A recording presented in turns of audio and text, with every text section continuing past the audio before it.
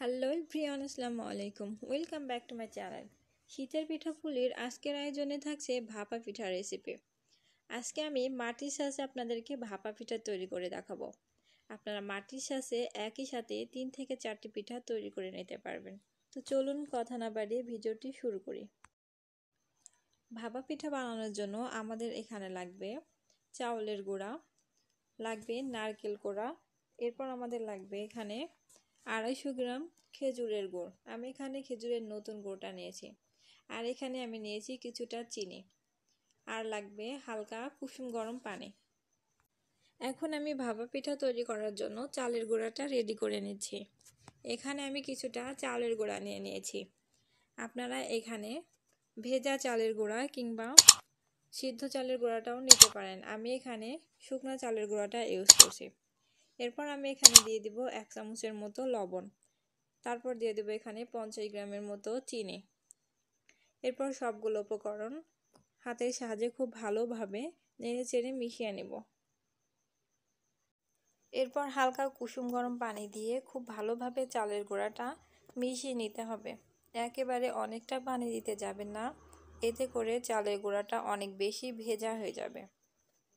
এরকম একটু ঝুরঝুরে করে চালের গুঁড়াটা মাখিয়ে নিব। চালের গুঁড়াটা মাখানো শেষ হয়ে গেলে কিছুটা চালের গুঁড়া এরকম হাতের ভিতর নিয়ে চাপ দিয়ে দেখতে হবে। যখন দেখবেন একটা দলার মতো হয়ে গিয়েছে, আবার চাপ দিলে আগের মতো হয়ে যাচ্ছে, তখন বুঝবেন চালের গুঁড়াটা মাখানো হয়ে গেছে আর এটা পিঠা বানানোর জন্য সম্পূর্ণ রেডি। তো চলুন এখন পিঠার জন্য আমরা ভিতরের পুরটা রেডি করে নিই। পুরটা তৈরি করার জন্য আমি এখানে প্রথমে একটা কড়াই নিয়ে নিয়েছি। তারপর এখানে আমি আগে থেকে কুড়ে রাখা নারকেলগুলো দিয়ে দিব।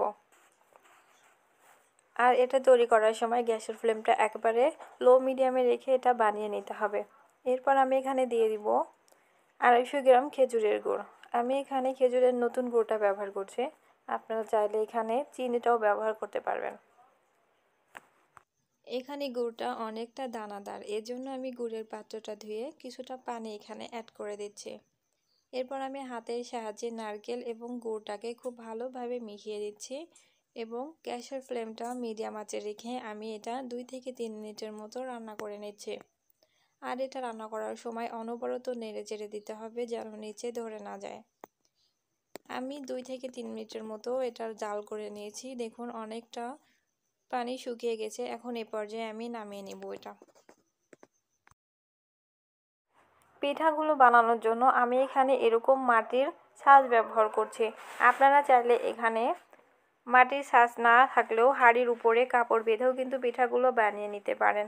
পিঠাগুলো বানানোর জন্য আমি এখানে গ্যাসের উপরে একটা অ্যালুমিনিয়ামের হাঁড়িতে অর্ধেক পরিমাণ পানি দিয়ে দিয়েছি। আর এখন পানিটা একবার ফুটে ওঠা পর্যন্ত আমি অপেক্ষা করব। পানিটা ফুটে ওঠার পরে মাটির ছাঁচটা আমি এখানে হাঁড়ির উপরে দিয়ে দিয়েছি আর চারপাশ থেকে কাদা দিয়ে এভাবে জোড়া লাগিয়ে নিব যেন হাওয়াটা না বেরিয়ে যায়। আপনারা চাইলে কাদার পরিবর্তে ময়দা দিয়েও হাঁড়ির এই যে ফাঁকা জায়গাটাও এভাবে হালকা করে লাগিয়ে নিতে পারেন। এরপর আমি পিঠাটা বানানোর জন্য মাটির ছাঁচের একটা ঢাকনি নিয়ে নিচ্ছি। আপনারা চাইলে এখানে স্টিলের বা প্লাস্টিকের বাটিও ইউজ করতে পারবেন। এরপর আমি ঢাকনাতে কিছুটা চালের গুঁড়ি নিয়ে উপর থেকে দিয়ে দিচ্ছি। এরপর আমি এর ভিতরে একটু গর্ত টাইপ করে নিয়ে আগে থেকে তৈরি করে রাখা নারকেলের পুরটা দিয়ে দিচ্ছি। পুরোটা দেওয়ার পরে আমি আবারও কিছুটা চালের গুঁড়া নিয়ে এভাবে হাতের সাহায্যে প্রেস করে নিচ্ছি। আর এটা অনেক বেশি চাপার দরকার নেই, জাস্ট একটু প্রেস করলেই হয়ে যাবে। তারপর একটা আমি পাতলা সাদা সুতি কাপড় দিয়ে পিঠাটাকে খুব ভালোভাবে মুড়িয়ে নিচ্ছি। শুধু যে সাদা সুতি কাপড়ে ইউজ করতে হবে এমন কোনো কথা নাই, যে কোনো সুতি কাপড়ে ইউজ করতে পারবেন। তবে খেয়াল রাখতে হবে যেন কাপড় থেকে কোনো প্রকার রং না ওঠে। রং উঠলে পিঠার গায়ে পিঠার রং লেগে যেতে পারে। সেমভাবে আমি আরও একটা পিঠা আপনাদেরকে বানিয়ে দেখাচ্ছি। আমি সবগুলো পিঠা এভাবে বানিয়ে নিচ্ছি।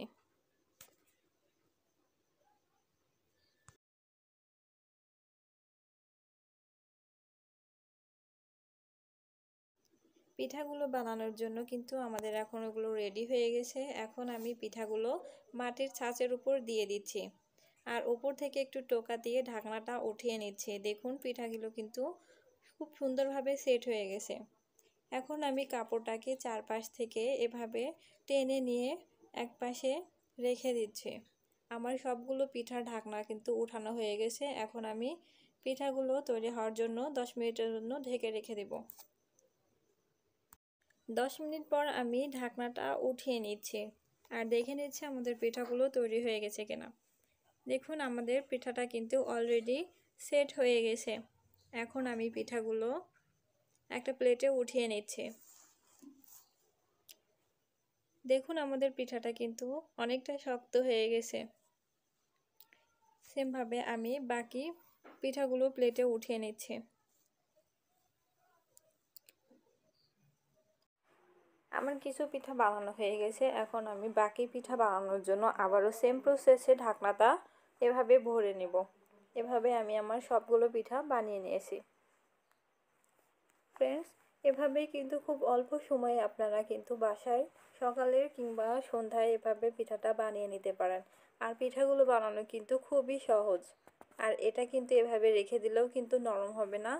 এভাবেই কিন্তু আপনারা 2-3 দিনও সংরক্ষণ করে খেতে পারবেন। ফ্রেন্ডস, আমার পিঠাটা কিন্তু অলরেডি সব কটা বানানো হয়ে গেছে। এখন দেখুন আমার বাসার পিচ্চিটাও কিন্তু পিঠা খাইতে লেগে গেছে। আর সে কিন্তু পিঠাটা অনেক বেশি পছন্দও করছে। ফ্রেন্ডস, এভাবেই কিন্তু আমার রেসিপিটা ফলো করে আপনারা বাসায় এভাবে পিঠাটা বানিয়ে নিতে পারেন। ফ্রেন্ডস, আমার ভিডিওটি যদি আপনাদের ভালো লেগে থাকে তাহলে অবশ্যই লাইক কমেন্ট করবেন আর আপনার ফ্রেন্ডস অ্যান্ড ফ্যামিলি মেম্বারদের সাথে শেয়ার করে দিবেন। আর এরকম নতুন নতুন আরও ভিডিও পেতে আমার চ্যানেলটা সাবস্ক্রাইব করে আমার সাথেই থাকবেন। আজ এ পর্যন্ত, সবাই ভালো থাকবেন, সুস্থ থাকবেন। আল্লাহ হাফেজ।